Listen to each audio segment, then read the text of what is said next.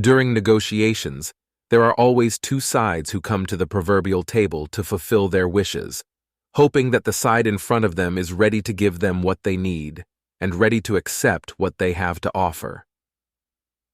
In the situation between Israel and the terrorist organization Hamas, the parties have wishes that the other party cannot satisfy because the demand includes the realization of the intention to destroy each other.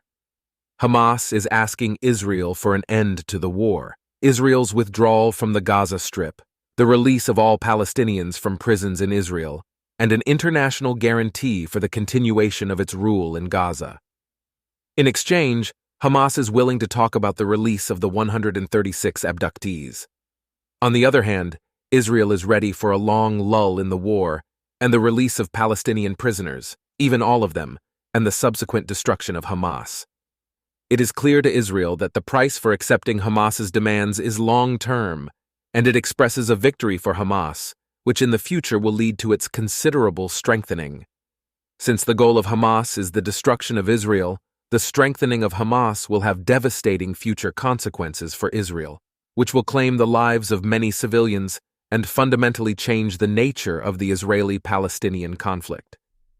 Israel's political echelon, even if it accepts the claim that abductees must be released at any cost, will not approve this type of deal, which means we find ourselves at a dead end. The families of the abductees, led by the headquarters they established in Tel Aviv, want to bring all the abductees home, and now.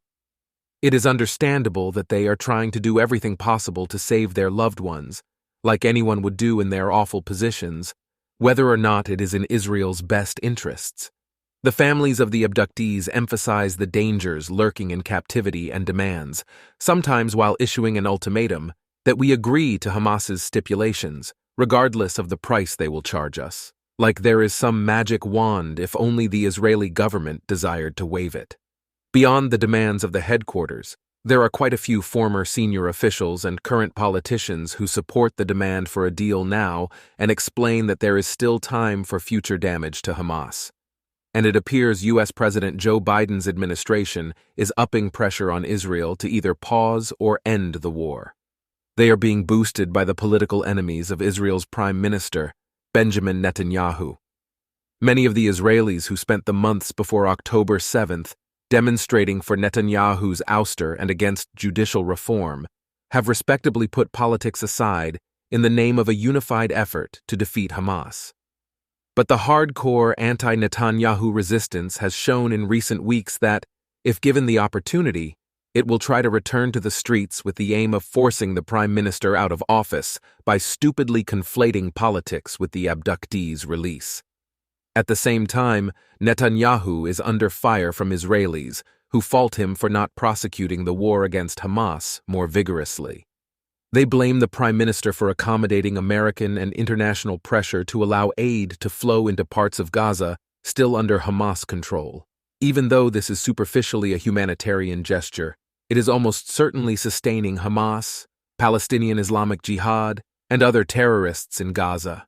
It boggles my mind that international actors keep talking about the importance of humanitarian aid entering Gaza, even though they know that Hamas is seizing it upon arrival and preventing it from reaching everyday people in Gaza. Why is the international community not putting more pressure on Hamas, through the people of Gaza, to surrender and go into exile, or face an international coalition of armies hell-bent on ending the terror group's political reign, like they did with ISIS? Unfortunately, we know why. Because there is a small but noisy and frankly annoying group of people in the UK, France, Germany, Australia, Canada, and the US who have been coddled into thinking they can do and say whatever they want without repercussions.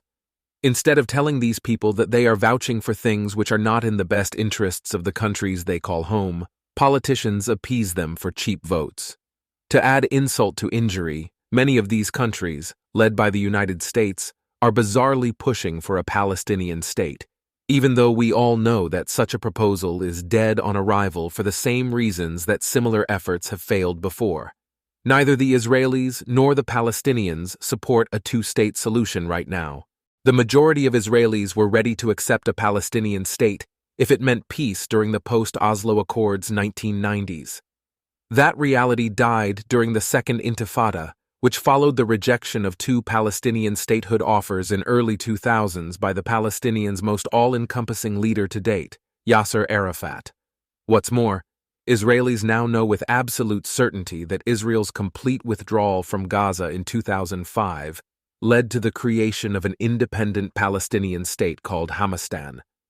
This allowed Palestinian terrorists to build an Islamic Jihad fortress from which they have attacked Israel for years, eventually culminating in the unthinkable terror attacks on October 7th. Good luck getting Israelis to believe that giving the Palestinians a bigger state would be any different.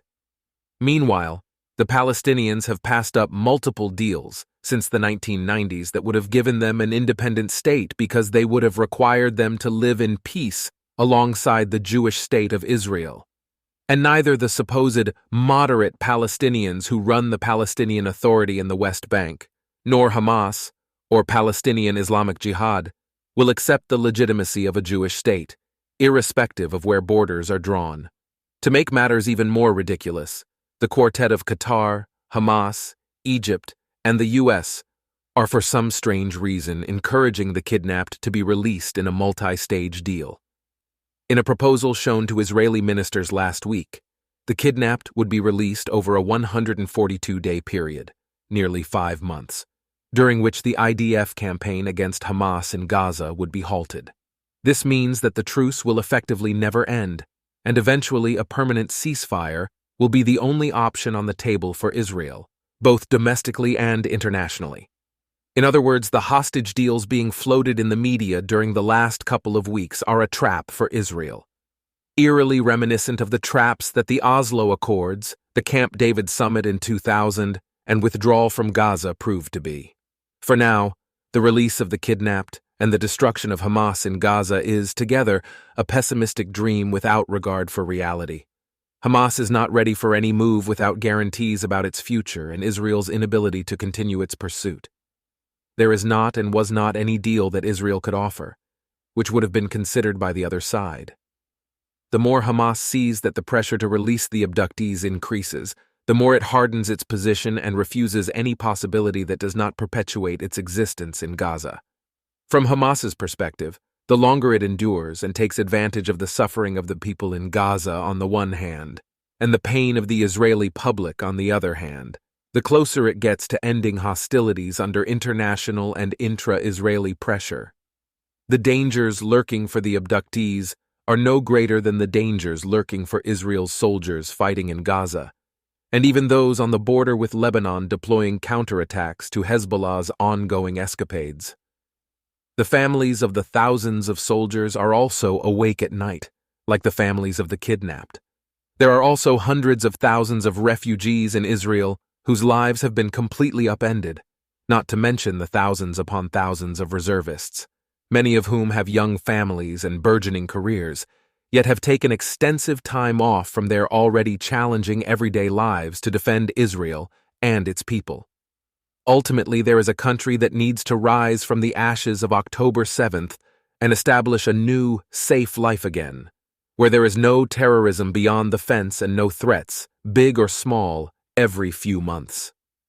In this uncomfortable reality, and with all the sympathy we have for the abductees and their families, the national security of Israel and its future are above and beyond any other consideration, including the release of the abductees. If, God forbid, Israel is seduced and surrenders to Hamas, the abductees will essentially have nowhere to return, and we, both Israel and the West, will face impossible challenges in the future fight against terrorism. The time has come for the utmost goal of this Israel-Hamas war to be unapologetically stated: eradicating Hamas from Gaza, either by force or surrender, to ensure peace and security for all Israelis. The kidnapped and their families are very important to all of us, and so too are the families of our soldiers and refugees, as well as the future of Israel, the millions of Israelis and Jews across the world.